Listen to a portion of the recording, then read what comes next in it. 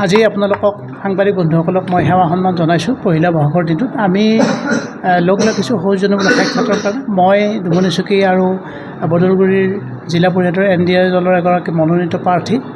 মোক আপোনালোকে আগবঢ়াই নিয়াত নিশ্চয় সহযোগ কৰিব। জনসাধাৰণে মোক আজিৰ ৰাজনৈতিক পথাৰখনত আগবাঢ়ি যাবলৈ যি সুযোগকণ দিছে তাৰ কাৰণে মই জনসাধাৰণক ধন্যবাদ জনাইছোঁ। অসম BJP আৰু AGPৰ যি উন্নয়ন, এই উন্নয়নৰ চানেকি লৈ মই জনসাধাৰণৰ মাজত সোমাব বিচাৰিছোঁ আৰু মোৰ যি এটা নিজস্ব দৰ্শন আছে সেই দৰ্শনৰ জৰিয়তে মই সমাজৰ উন্নয়ন কৰি ৰাইজৰ আশা-আকাংক্ষা দূৰ কৰাৰ কাৰণে যথেষ্ট চেষ্টা চলাম। আৰু আমাৰ প্ৰদেশ BJP দলৰ যি সন্মানীয় সভাপতি অসমৰ মুখ্যমন্ত্ৰী মহোদয়, শিৱসাগৰ সমষ্টিৰ বিধায়ক পৰমানন্দ ৰাজবংশী আৰু ডক্টৰ জয়নাথ শৰ্মা বৰ্তমান AGP দলৰ যি ছাতিটো ধৰি ৰখাত তেওঁ সফল হৈছে। আমি আটাইকে ধন্যবাদ জনাই দুয়োটা দলৰ কাৰ্যকৰ্তাসকলক মই আস্থাত ৰাখি প্ৰতিজন ব্যক্তিৰ ওপৰত মই বিশ্বাস ৰাখিছোঁ যে মই বিপুল ভোটত জয়লাভ কৰিব পাৰিম আৰু নিশ্চয় ৰাইজৰ আকাংক্ষা মই দূৰ কৰিব পাৰিম। এই ধৰণৰ ধাৰণালৈ মই ৰাজনৈতিক পথাৰখনত আগবাঢ়িব খুজিছোঁ। দেখা গৈছে যে বিৰোধীয়ে এগৰাকী শক্তিশালী প্ৰাৰ্থী আগবঢ়াইছে, আপুনি সফল কেনেদৰে হ'ব, আপোনাৰ কেনেকুৱা হ'ব?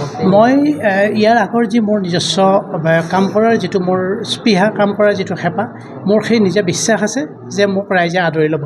বিৰোধী দল শক্তিশালী হ'ব পাৰে, তেখেতৰ ওচৰত মোৰ প্ৰণাম থাকিছোঁ। তেখেতৰ এগৰাকী কেণ্ডিডেট হৈছে, মই তেখেতৰ বিষয়ে মই একো ক'ব নোখোজোঁ, কিন্তু মোৰ নিজস্ব বিশ্বাস আছে মোক ৰাইজে বিপুল ভোটত জয়যুক্ত কৰিব। ৰাইজে ইতিমধ্যে মোক আস্থাত লোৱা বুলি মোৰ অনুমান হৈছে।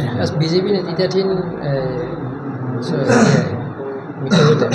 ইতিমধ্যে জিলা পৰিষদ দখল কৰাৰ পৰাই নিশ্চিত হৈছে। কিয় আজি বিৰোধী কিয় ইমান নিষ্ক্ৰিয়? চাওক, জনসাধাৰণৰ ওচৰত BJP দলৰ যিবিলাক সুনীতি, যিবিলাক আঁচনি, এই আঁচনিবিলাকে সৰ্বস্তৰক চুই গৈছে।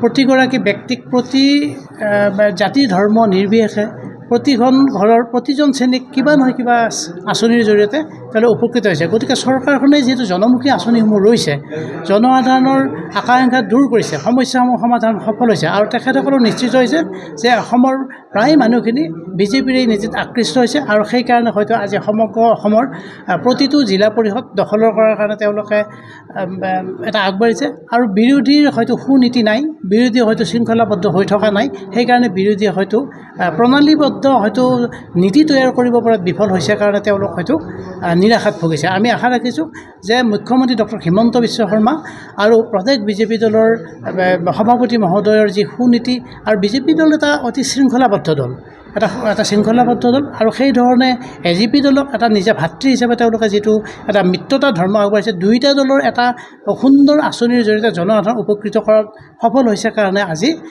তেওঁলোকৰ প্ৰাৰ্থীসকল সকলো ক্ষেত্ৰতে জয়ী হ'ব বুলি আমি আশা ৰাখিছোঁ।